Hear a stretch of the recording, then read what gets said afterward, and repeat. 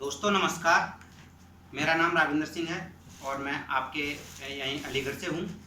और हमारे पास डॉक्टर राम अवतार भी हैं और डॉक्टर अवधेश जी हैं और अशोक भदौरिया जी हैं। मैं राविंदर सिंह हूँ और हमारे सीनियर अपलाइन एक कृषि विशेषज्ञ जिनका नाम अनूप भदौरिया जी है, मैनपुरी से हैं और ये हमको बताएंगे कि ये आजकल धान की खेती हो रही है, तो धान की खेती में मोदी के कृषि के प्रोडक्ट कैसे लगाएं, किस तरह से लगाएं जैसे जिससे लागत कम हो और आपकी उत्पादन मतलब बढ़े। तो किस तरह से लगेगा, तो हम सर से पूछेंगे, जानकारी लेंगे। तो सर आप बताएं हमारे लिए कि धान की खेती किस तरह से की जाए मोदी के प्रोडक्ट को लगा करके। बिल्कुल रामेंद्र जी, आपका प्रश्न बहुत ही अच्छा है और बहुत ही जरूरी है। इस समय के सामयिक विषय है।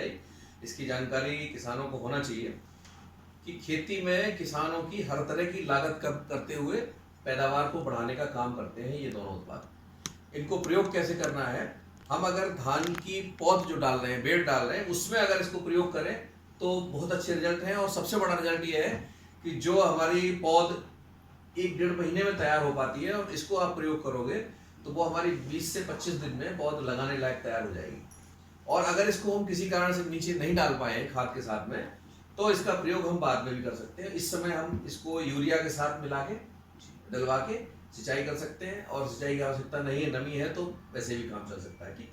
और दूसरा ये है कि अगर यूरिया भी नहीं डालना चाह रहा, किसान डाल चुका है, तो आप जो है इसको पानी के साथ एक बाल्टी में पानी ले लीजिए, उसमें एक ढक्कन अपना एक्टिविटी, एक ढक्कन एक्टिव मैक्स का डाल के और इसको उस पौध वाली क्यारी में डलवा दीजिए। पानी रहता ही है, ये पूरा फैल जाएगा। इससे क्या होगा, उसकी ग्रोथ बहुत अच्छी हो जाएगी, कलर बहुत अच्छा हो जाएगा, प्लस उसमें टिलर्स निकलने शुरू हो जाएंगे यहीं से। और उसके बाद जब आप रोपाई करोगे तो वहां भी इसकी वजह से टिलरिंग बहुत अच्छी होगी, ब्यास बहुत अच्छा होगा। अच्छा, दूसरा क्या है कि अगर हम इसको धान की रोपाई से पहले जड़ों के शोधन में प्रयोग कर लें तो इसके बहुत अच्छे रिजल्ट हैं। सर मैं पौध में चाहूँगा कि मतलब पौध में क्या लाभ होगा, जैसे कि अभी पौध है, जब लगाने से पहले उखाड़ेंगे, उसे उखाड़ने में दिक्कत होती है सर, तो क्या ये आसानी से उखड़ेगी इससे लगा? अगर आपने एक्टिविटी को अगर नीचे डाला हुआ है उसमें पानी के साथ में या खाद के साथ में, तो ये मिट्टी को फुला देता है। इसकी वजह से पौध बड़ी आसानी से उखड़ती है। वरना क्या होता है, अक्सर उसकी जड़ें टूट जाती हैं और उसकी वजह से वहां जाके उसकी नई जड़ें बहुत देर में निकल पाती हैं। ठीक है, इसकी वजह से वो जड़ें आसानी से निकलती हैं और जड़ें एक्टिव हो जाती है। उसकी वजह से जड़ें जल्दी वहां पर खेत में पहुंच जाती हैं। और अगर हम रोपाई से पहले एक छोटा सा ट्रीटमेंट और कर लें, जड़ों का शोधन कर लें, तो किसान के लिए बहुत लाभदायक रहेगा। उससे क्या होगा, उसकी जो नई वाली जड़ें हैं जल्दी जल्दी निकलेंगी और उसकी वजह से पौधा तेजी से ग्रोथ करेगा, हरा होगा, टिलर्स भी ज्यादा निकलेंगे। तो उसके लिए करना क्या है, उसी खेत में अपना एक क्यारी बना लीजिए, थोड़ी सी मेड़ ऊंची करके, ताकि उसका पानी बाहर ना निकले। और उस क्यारी में अपना एक ढक्कन एक्टिविटी और एक ढक्कन मैक्स का डाल के, और जो उखड़ी हुई पौध है आपकी, उसको उसमें रखवा दें 5 मिनट भी, सर ज्यादा नहीं, 5 मिनट। और उसके बाद उसको ले जाकर रोपाई करवा दें। और दूसरा ध्यान ये रखना है कि रोपाई के 1 सप्ताह के अंदर, रोपाई के 1 सप्ताह के अंदर एक्टिविटी और एक्टिव मैक्स को मिला के यूरिया की खाद आप फिकवा दीजिए खेत में। मात्रा कम करवाइए। अगर वो 10 किलो 12 किलो डाल रहा है तो 5-6 किलो बहुत है। करना क्या है, इसकी मात्रा तो आपको मालूम ही है, 3 ढक्कन बीघा, 3 ढक्कन इसके और 3 ढक्कन इसके मिलवा के उसको फिकवा दीजिए। पानी रहता है खेत में, ये पूरे खेत में पहुंच जाएगा। और उसके बाद क्या होगा, उसमें जड़ें बहुत जल्दी निकलेंगी, वो उसमें जल्दी किल्ले निकलना शुरू होंगे। और जो काम लोगों के खेतों में 20 दिन में होता है, 25 दिन में होता है, आपके खेत में वही सप्ताह से 10 दिन के अंदर आपको दिखने लगेगा रिजल्ट। और साथ में इसकी पैदावार जो है निश्चित तौर पे 1.5 से 2 गुनी तक होती। कारण क्या है, आपने वैसे रोपाई करी बगैर इसके, तो 4 पौधे आपने निकाले, 4 कुंजे लगाए थे, तो वो मुश्किल से एक आधा बढ़ता है, वरना वो 4 के 4 ही रहते हैं। क्योंकि पौधी इतनी लेट होती है और 1-1.5 महीने बाद पौध लगाई जाती है, उसमें किल्ले निकलते नहीं है, पुरानी हो जाती है। और इसमें क्या है, उसमें किल्ले निकलेंगे। और जब आप लगाओगे तो जहां आपने लगाया है उसमें 4 किल्ले रहे, पौधे 4 के 4 ही रहे। और इसको आपने प्रयोग किया, पता चला उसमें 6, 7, 8 किल्ले हो गए, तो पैदावार तो 1.5 से 2 गुनी होगा। तो फुटेज भी करेगी, फुटेज को बहुत बढ़ा देगी। तो सर मैं एक और जानना चाहूँगा, एक क्वेश्चन और है कि खेतों में दीमक आ रही है इस समय पे, तो क्या ये दीमक का भी कुछ प्रोडक्ट है अपने यहाँ? देखिए दीमक को मारने का काम तो नहीं करेगा, लेकिन दीमक को भगा सकता है। कारण क्या है, इसकी वजह से नमी गहरे तक जाएगी, देर तक रहेगी, तो जहाँ नमी रहती है वहाँ दीमक नहीं रहती है। अच्छा, दीमक सूखे में रहता है सर? तो हाँ, खुश्क जमीन में दीमक रहती है, तो दीमक उसकी वजह से नहीं रहेगी। दूसरा, अगर कहीं मान लीजिए धान के खेत में ये समस्या है, किस फसल में समस्या दीमक की ज़्यादा?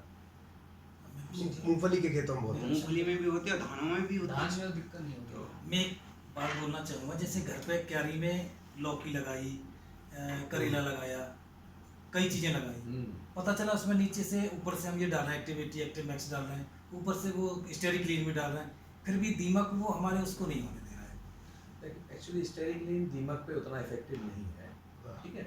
उसके लिए आप क्लोरोपाइरीफास प्रयोग करिए।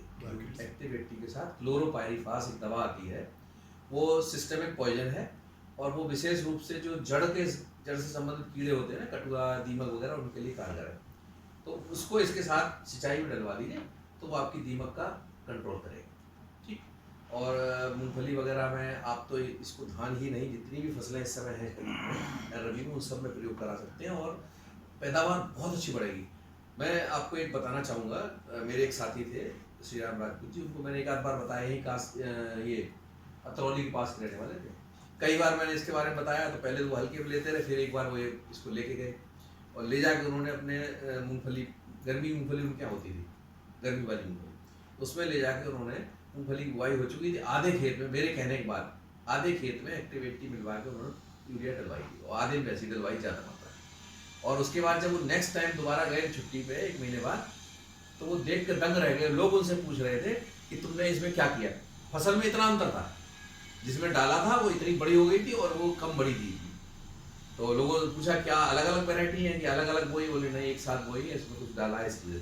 और फिर नेक्स्ट विजिट में जब वो गए थे, तो जो उसमें फूल आया था उसकी मात्रा इतनी थी, जिसमें एक्टिविटी डाला गया था, कि फूल पूरा खेत फूल की वजह से पीला दिख रहा था, और जबकि उसमें उसके 1/3 1/4 फूल आए थे। और फिर निश्चित सी बात है, फूल ज़्यादा आएगा तो पैदावार भी ज़्यादा बढ़ेगी। हाँ। और एक चीज़ और होती है मूंगफली में, एक काम होता है, मूंगफली में फूल ऊपर आता है, लेकिन फल नीचे बनने के लिए जो वो मूंगफली की वो होती है ना, उसको मैं नाम नहीं बता पा रहा हूँ, पैगिंग डाउन क्रिया बोलते हैं इसको। वो जो किल्ला होता है वो फूल से निकलता है, वो जमीन में चला जाता है, उसी से मूंगफली बनती है। बर्रा बोलते हैं, बर्रा बोलते हैं गाँव भाषा में।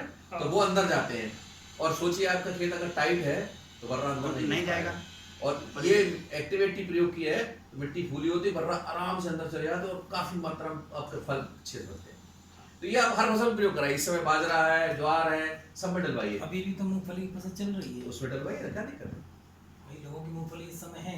तरीका यही करिए कि पहले उनको कंट्रोल प्लॉट में कराइए, आधे आधे प्रयोग कराइए, ताकि उनको अंतर तो समझ में आए कि डालने पे क्या हुआ, न डालने पे क्या हुआ।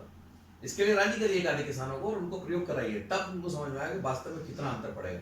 मैं एक किस्सा अपना बताता हूँ, शुरुआती दौर की बात है। जब मैंने एक्टिविटी पहली बार लिया, तब ये नहीं था, एक्टिविटी पहली बार लिया, तो मैंने अपने खेत में कराना चाहा।